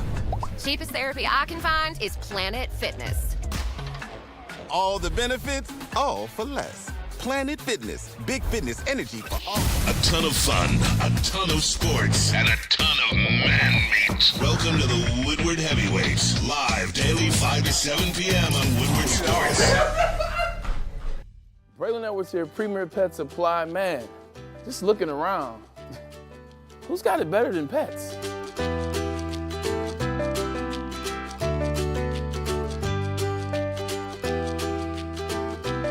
Come on, a baby stroller for Coda?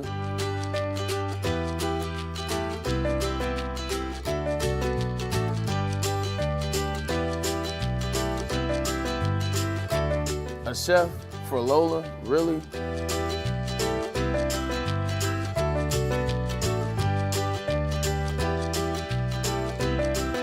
You don't have to tell me who the real boss here is.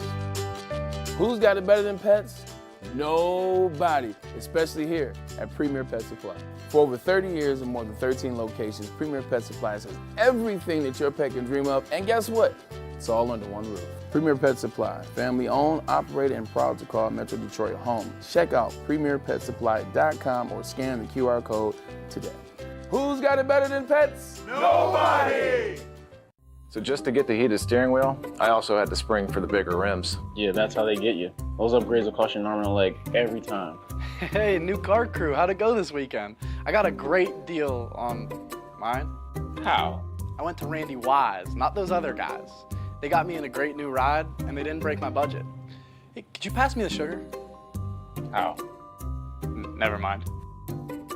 He made the wise choice.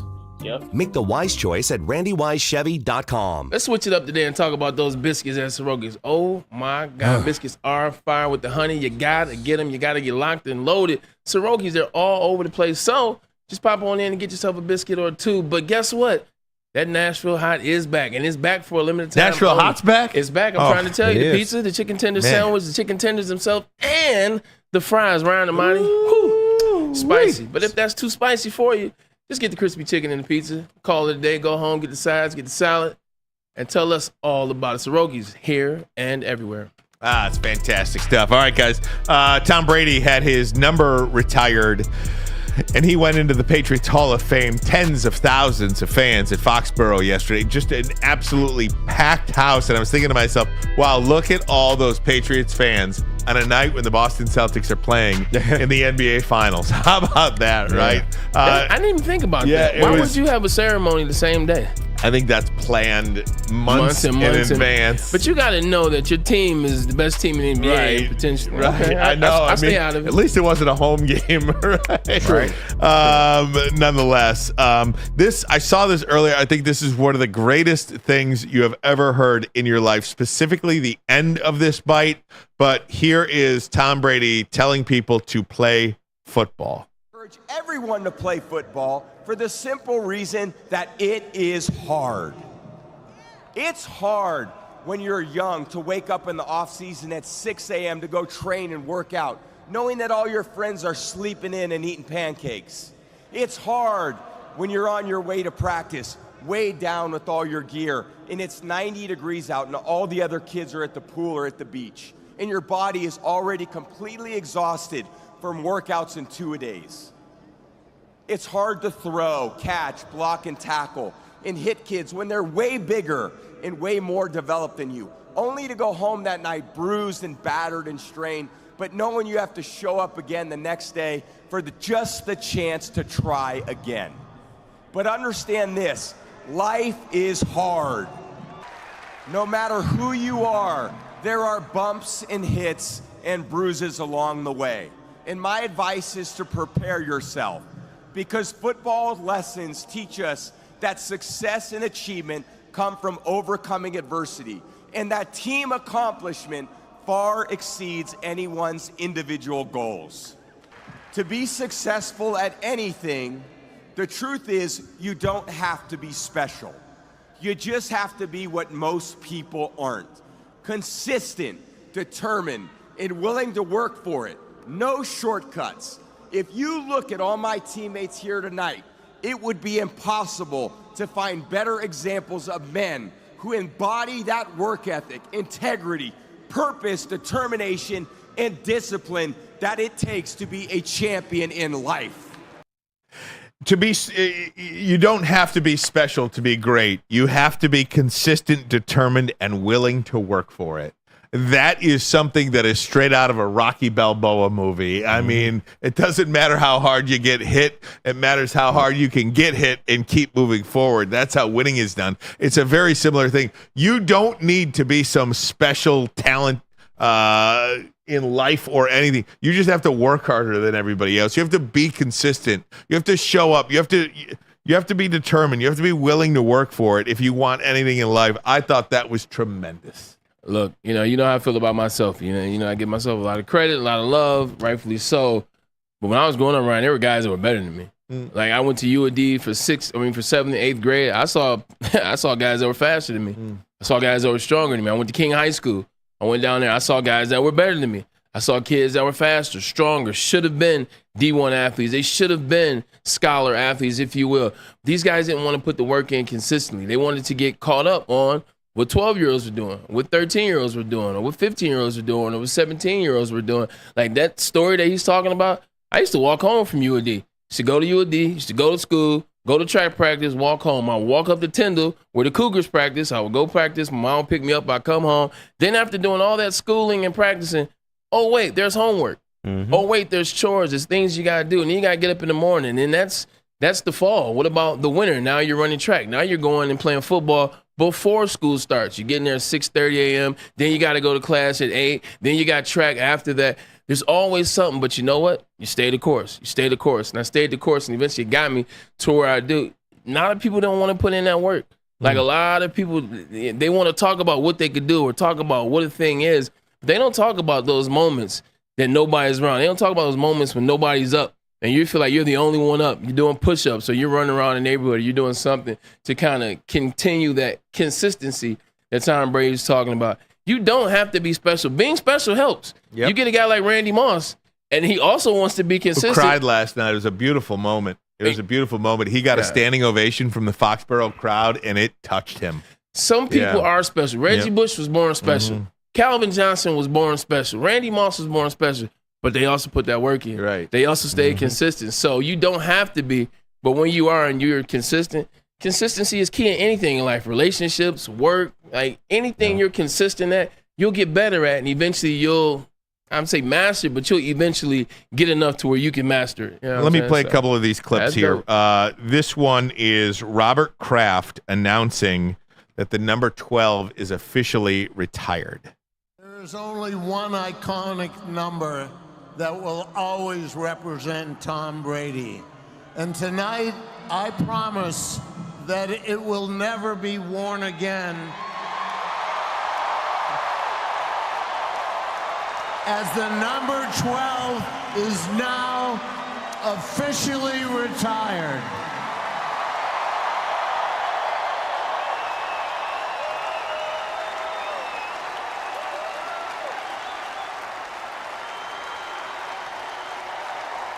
RKK and the entire Kraft family, Myra,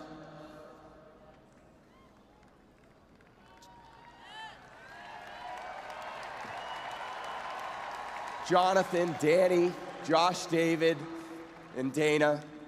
In the year 2000, I was drafted as an immature 23-year-old kid. And 20 years later, I left New England as a much older 42-year-old immature kid. But in that time, I was taken in by a family who loved me as a son and embraced my family as one of their own. RKK, look around. You fostered a culture of excellence and integrity that has impacted an entire region. I love you.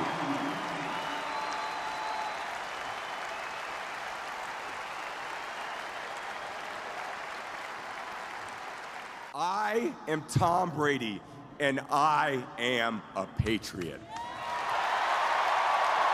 Thank you. In conclusion, it's just, Tom, want to say thanks on behalf of all the players, all the coaches, all the staff, all the people, the hundreds of people that are here, and the thousands of fans that are here. Thank you. And thank you for all that you've done for us. Thank you for all you've done for me. And thank you for the example and model that you've been for all of us on a daily basis for 20 years. You're unbelievable. Congratulations.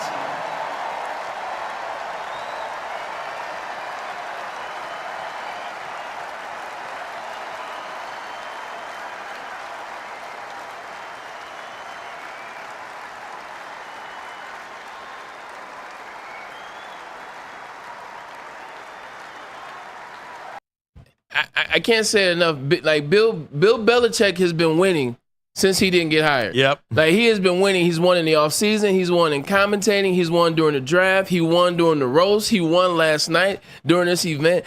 Sometimes you got to step away.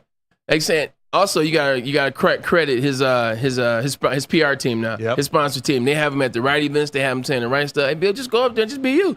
Just relax. Like all that's gone. He won again last night. Now the people can step back and say, look, we love Bill. Bill put this together with Tom Brady. I think that was a great moment.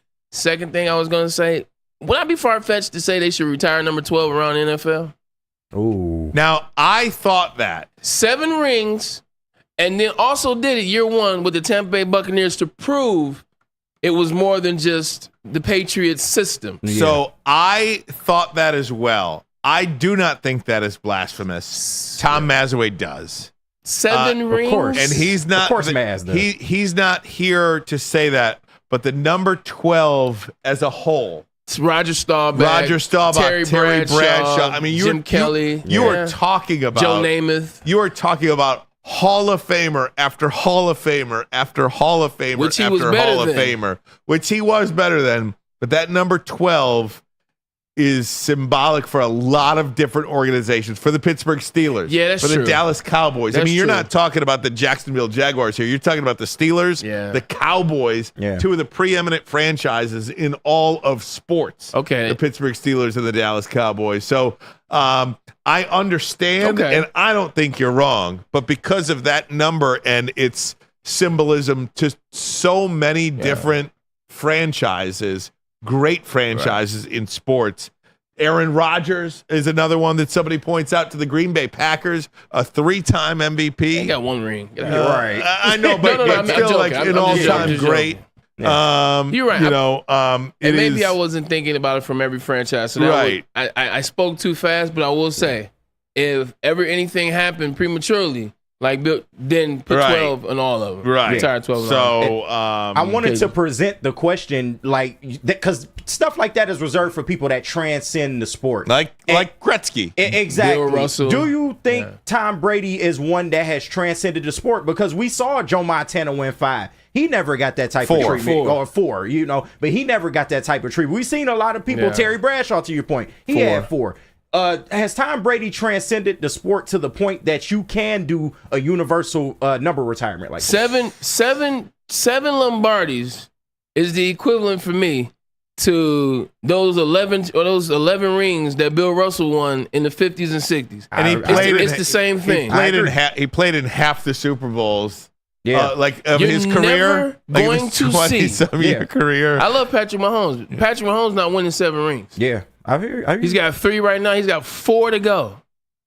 Just think about that. As great That's a as lot. Patrick Mahomes has been, he's got 4 to go, and you got the NFL doing what? Getting better. Yep. Teams getting better. Right. Teams like the Lions, It's the a parity 49ers league. hanging on. Teams like, what are the Texans going to be in these next coming years? Well, if you- What is Lamar Jackson going to do? If you take Tom Brady's career, he's got 2 Hall of Fame careers Him and from Kobe. 2001 to 2012, Yeah. and then from 2013 to 2023. Him or and whatever. Kobe Bryant. You know what I mean? Same thing. If you just take those 2 decades, they're both Hall of Fame careers. Guys, we're going to take a break. When we come back, it is Braylon's second Top 10 Thursday list, and we are here for it. We'll be right back. But first, a message from Merch. Let's Look get a at little that. WC merch in there. Hey, did somebody say merch, man? Merch. I know y'all tired of wearing the same old Detroit sports merch, but guess what, man? It's a new era in wearables, and we got all kind of new designs for every team that this city has to offer, but only if you go to woodwardsports.com and click shop. We got hoodies, hats, tees, everything guaranteed to turn heads. I know the Buddha Kid shirts is selling like hotcakes right now, but you got to go get yours. Get the latest designs today at woodwardsports.com and click shop.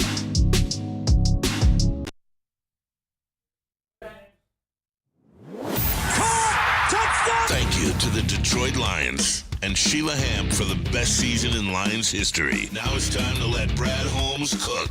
Woodward Sports. So just to get the heated steering wheel, I also had the spring for the bigger rims. Yeah, that's how they get you. Those upgrades will cost you an arm and a leg every time. Hey, new car crew, how'd it go this weekend? I got a great deal on mine. How? I went to Randy Wise, not those other guys. They got me in a great new ride, and they didn't break my budget. Hey, could you pass me the sugar? How? Never mind. He made the wise choice. Yep. Make the wise choice at randywisechevy.com. A ton of fun, a ton of sports, and a ton of man meat. Welcome to the Woodward Heavyweights, live daily 5 to 7 p.m. on Woodward Sports. Braylon Edwards here, Premier Pet Supply. Man, just looking around, who's got it better than pets?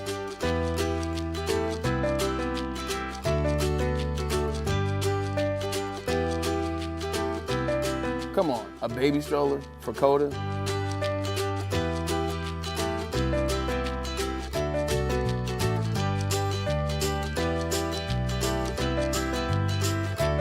A chef for Lola, really?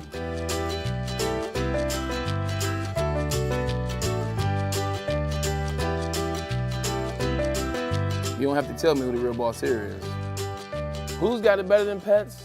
Nobody, especially here at Premier Pet Supply. For over 30 years and more than 13 locations, Premier Pet Supply has everything that your pet can dream of. And guess what? It's all under one roof. Premier Pet Supply, family owned, operated, and proud to call Metro Detroit home. Check out premierpetsupply.com or scan the QR code today. Who's got it better than pets? Nobody! Attention sports fans, don't miss out on expert sports injury insights with Dr. Jeff Pierce of Michigan Sports and Spine. Join Dr. Pierce every Tuesday during Big D Energy and Thursdays during Ermanni and Edwards, but he's not going to be here today. He'll be here tomorrow with us, and he offers top-notch injury advice. Trust the guy that DMAC trusts. Dr. Jeff Pierce is here to keep you in the game and performing at your best. For more information, visit MichiganSportsAndSpine.com or call 248-426-9944. Back to the show. Great stuff. All right, Top 10 Thursday. Braylon Edwards is here for our second of two Top 10 Thursday lists. Yeah, I Bray? like that helmet, by the way, man. Go blue. Always, man.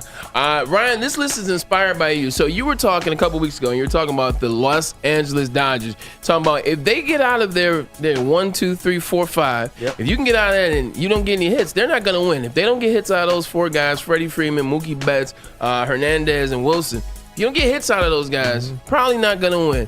Well, they played the Rangers 2 nights ago. It's 2 nights ago. I was watching. 15. I know you down into those Dodgers. They played the reigning defending champs, and they beat them 15-2. They had 5 home runs. They had 2 back-to-backs. Shohei Ohtani had a home run. Freddie Freeman followed with a home run.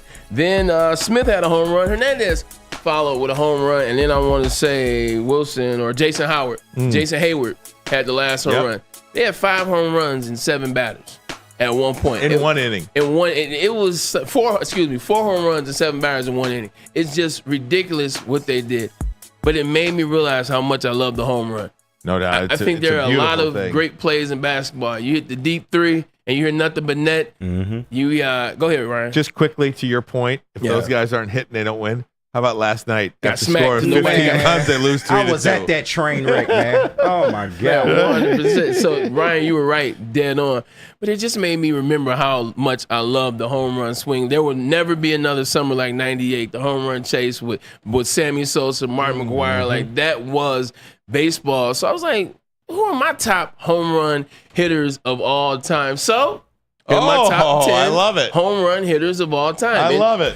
There's no particular order, but there's always who's number one. And he's everybody's number one if you're anywhere from, I'd say 32 and up, or maybe even without question 25. He's my number one. He's everybody's number one. We know who that is. Barry Bonds, best hitter of all time. He's not my number one home run hitter, but he is the man's Barry Bonds. I don't care what you say about steroid, blah, blah, blah, Put him in the yakety Hall. smacky. Put him in the Hall of Fame. Sammy Sosa, I used to love once he did the 2-hop. Absolutely. The 2-hop. Oh, man. Sammy was before he turned white. Yeah, I right. think he's a white guy now. He's running around with the bleach. What's so weirdo, man? But Sammy was smooth and fun, and actually was gonna win that year with Mark. But Mark, he figured it out at the end, man. A couple more of those Andrews Diastine shots. All right, who else we got going on this list? Look. Oh, Big Frank. Oh, Manny. So the Big Hurt. Had to put the Big Hurt on here, man. I remember him at Comiskey Park back in the day. Him, Albert Bell, and Bo Jackson. People forget. I remember that. Yeah, they played together. That was a wicked team there. Chicago White Sox will probably forever be remembered for Robert Ventura charging them out and getting beat up by Nolan Ryan. But Frank Hurt, and then Manny. I've been a Manny Ramirez home run hitting fan since he was with the Indians, now Cleveland Guardians. Nothing like baggy jersey, baggy pants, Manny, though, with the Boston Red Sox. The 04 and series? The 04 World Series, never forget. Never forget. Man, those are You know the Chicago White Sox, other than Shout out to Chris Getz. Absolutely. Shout out to Chris Getz. He'll get it right over there. Other than the World Series team of, who was it, 05? Oh, yeah. 05 somewhere. Yeah. They have never won a playoff series. Wow. That's crazy. Other than the 1 year they won the World Series. That's nuts. I've never, isn't that crazy? Yeah. I used to love Isaac Dean. Ozzie Guillen was he the was man. the best. Like when he was with the White Sox, I liked the more when he was with the Marlins. He does the pre and post game show He's for the good. White Sox. He's actually really good. He's great, man. But You knew he was good for a blow up every few days, man. What? Yeah, every my few God. days, every game, Yeah. Ozzie has something to say. But Frank Hurt, the big times, I love watching him on MLB as well as and Manny's Manny. Manny like cheated him. Was like, Manny's look, Manny. man, what you want me to do? Right. This is what they gave me. Right. Who we got next on this list? Okay. If you notice a pattern, Big Daddy. If you notice a pattern, The big fellas. I grew up in the 80s. First so that means I baseman. was young in 90s. First baseman and the big guys. Yep, all the big fellas. Mo Right, big Vaughn fellas. and the big Cecil Fielder, the I big love it. daddy. When he hit the ball over and out of, Tiger Stadium, Michigan and Trumbull. Yeah, over the left field roof. The light stand. The left field roof. Yeah, that's nuts. Big Cecil. That's And insane. isn't it crazy that he and Prince ended up with the same exact amount of home runs That's in their insane. career? Yeah, that's nuts. And their most home runs in the season is the exact same as well. Insane. Shout out to Big Cecil Fielder, man. He gave Number us some joy in 45. the in A lot the of 80s, joy. early A lot 90s. of joy. Yes. Mo Vaughn was a Mo Vaughn, man. Mo Vaughn was good. What a Like- great player. like two players you didn't want to mess with was Albert Bell and Mo Vaughn. Mm-hmm. Like don't mess with Albert Bell, don't mess with Mo Vaughn. And you notice the number for Mo Vaughn too. One of the 42. last Jackie. players to wear Jackie. number 42. I think Mariano Rivera was the last Yes. one Oh, yeah. to wear, but Mo Vaughn 42 as well. It just looked like it just looks like a home run every time those guys swing. Steps up to the plate, home run. All right, here we go. What's going on? What we got next? Yeah. Two of my favorites. I put this on here You for Maz. had to. I had to put Reggie Jackson on here for Maz. I mean, you look at him, he's over 500. 3 pitches, 3 home runs. Say no more. The legend was born Mr. October. You know what he was. And he won, 5 championships, I think, total. 3 with the Athletics and Yep. 2 with the Yankees. He is Mr. October. And the prettiest swing Man, that God ever made. my all-time favorite player. Ken Griffey Jr. I think he's in that realm with Willie Mays and maybe that's it. Because there's no ever allegations of you know what. Like he's like the one pure guy with the stats, with the home runs, with the cachet that you like. He didn't cheat, and then he's the best of all time. If you're under the age of 30 years old, do yourself a favor Oh man, and just YouTube Ken Griffey Jr. home runs. Yes. Oh, man. Yes. You will never see a sweeter No. That swing, swing, dude. than Junior. Yeah. It's geometrically and biologically impossible to have a better swing than Ken Griffey Jr. amen. From the left side of the plate, it just looked sweet. And there's some baseball aficionados, some baseball players, and baseball lovers that will come up with other names. Look, those other guys had great swings as well, but it's the everything. It's the start to the completion of the swing, the dropping of the bat in the first baseline. That's the part that signifies it. Like that's where it's like, all right, mic drop or bat drop in this case, pun intended. Who do we got? It shouldn't be nobody after Ken Griffey, but these are also come on now. Two Tigers, Yeah. Two Tigers, baby. Shout out Gary Tigers. Sheffield. Two Tigers. You know I had to put Miggy on here. Come on, man. I wasn't here and wasn't around because I was in NFL at the time. I wish Miggy would have played in the era when I was in high school, so I really could have focused then. Gary, but you saw Gary, it. You saw it from afar. Gary. But Gary's Triple actually not collar. only a player that I admire, friend of mine. That bat. Dude, the bat. I love the bat way. bat. No more violent swing than Gary Sheffield. Yeah, man. We just went from the How sweetest he's not swing in to the the Hall of violence. Fame? I don't The understand. violence in which he swung Yeah. was tremendous. He's a guy I needed. I was always straight with Gary Sheffield, man. Gary Sheffield He was was one of my guys, Super dude. cool I dude, love too, Gary man. Sheffield. Super cool Always dude. one of my guys. But these are my favorite home run hitters. There's some I other love ones. that. I'm playing. I grew up in Yeah, Atlanta, so yeah. I like Dave Justice and Oh, some Dave of Justice was Dave a good Justice. one. Fred Another- McGriff. another was swing. No Vlad Senior? Look, Vladdy was ugly. Vladdy was ugly. Like I respect the hell out of his game. I think he's one of the best baseball players in the last 50 years. But it was ugly. Like it's kind of like Tony Gwynn. Okay, gotcha. Tony Gwynn is an individual that you know is arguably the best hitter of all time, one of the best players of all slap it time. But it around. was just, Yeah, it wasn't sexy. I feel you. Another If it's not sweet swing sexy, was you Crime know. Dog. Yeah. Crime Dog had Fred a sweet McGriff. swing. Fred McGriff. McGriff. Yeah. Another sweet swing. Lefty. Yes. Another lefty. Another sweet swing. Another first baseman too. That's a great list, Bray. Yeah. Appreciate Great that, job. Send us yours as well. By the way, Tigers game has just gone final. They beat the Washington Nationals They 72. got one win out of 3. So 33 and 35 on the year. 33 and 30, 35 on the year. Did you hear that your boys? So I'm talking to Anson yesterday. He sent me some note from Toledo. Said Torque's down there tearing it up. Well, I said I do not care. He is Yeah. a number one pick overall who had 31 home runs last year. He's supposed to do that in Toledo. And I think that was the argument against sending him down in the first place because you knew that was going to happen. Yeah.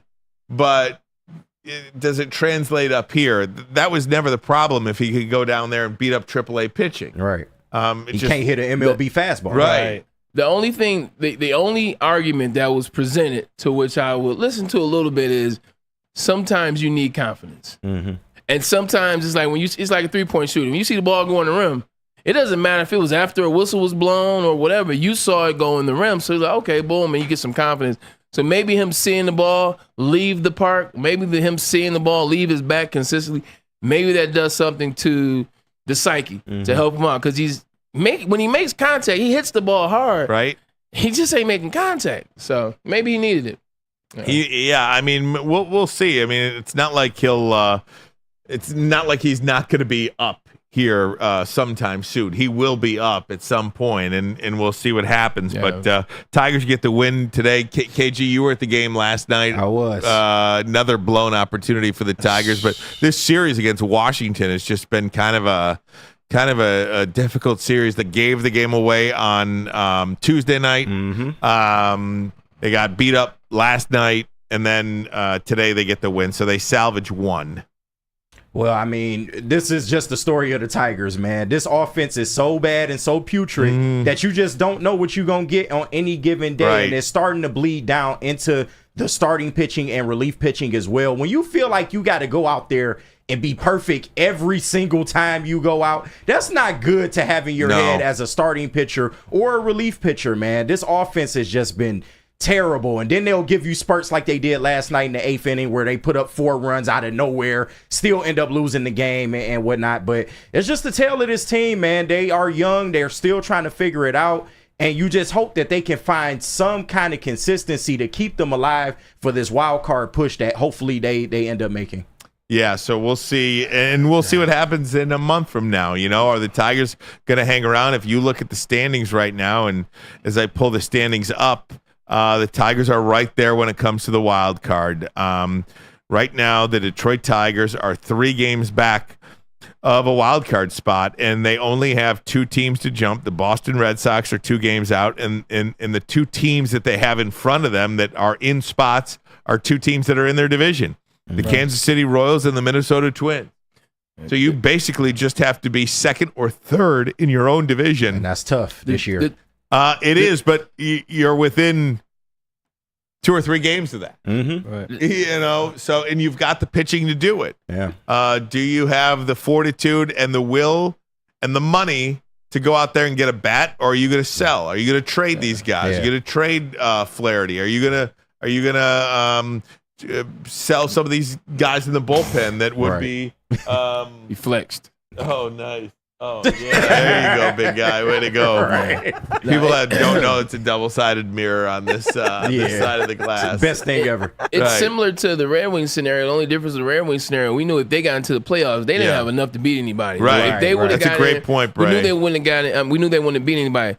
The Tigers, on the other hand, if they get in, they got the pitching to beat it, to win a series. They have the pitching to maybe to win 2 series. I think you're right about that. They just don't have the freaking bats, and that's what drives you crazy. You're trying to get Canna to be something he's not. You're trying to get Malloy to be something he's not. Matt Vierling is your leading hitter. Vierling is a guy that now you're depending on. Yeah, it's crazy. Vierling isn't the guy that you should have to depend on this much, and that is my issue with the Tigers now. But Scott Harris was brought here because he had success with the Cubs. He had success with the San Francisco Giants. So let me shut up and let's see what they do at the trade deadline. But right now, it just sucks because the pitching is there. It has been there this whole season. And as bad as it's been, they are somehow still resilient, and they still find ways to hang around, man. You got 2 Cy Young potential candidates on the squad right now. That's why. If you look around baseball, though, man, And the Yankees were actually getting no hit earlier into the 7th inning before Gregory Soto broke that up. The Yankees are losing 2-0 right now to the Royals. But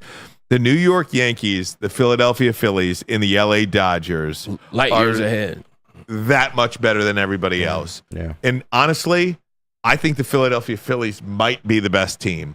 For as much love as the Dodgers and the Yankees get, I think the Philadelphia Phillies are that good. Now, the Yankees, they trot out there an all-star. I think the Yankees lineup is deeper than the Dodgers. Yeah. The Yankees lineup to me is unlike anything we've ever seen before. I mean, Volpe's getting on base 32 of his last 33 games to lead off. Man. Then you got Soto. Then you got Judge. Then you got Stanton. Yeah. It's not fair. No, then you got Verdugo. Then you got Rizzo. Rizzo's batting like 7th or 8th for them. And he's hitting well, You too. know? I mean, and then you got DJ LeMahieu from Birmingham, Brother Rice. Yep. He's batting 9th. DJ LeMahieu's batting 9th. He would definitely be our number one. That's how good this team is. It is incredible. If you love baseball, man, this is a heck of a year, man. It's a heck of a year. It's a fun year. Like, the funny thing about there's 4 teams I saw. This was like a week ago. Like 4 teams in the NL that were above 500 or something like that. There's 4 teams in our division that are above 500. Like, the NL is not up to par with what the American League is this year. American League is dominant. Absolutely. Guys, just a couple of news and notes for you I thought was interesting. Did you catch any of the UFL playoffs? Maybe you did, maybe you didn't. A lot of people are.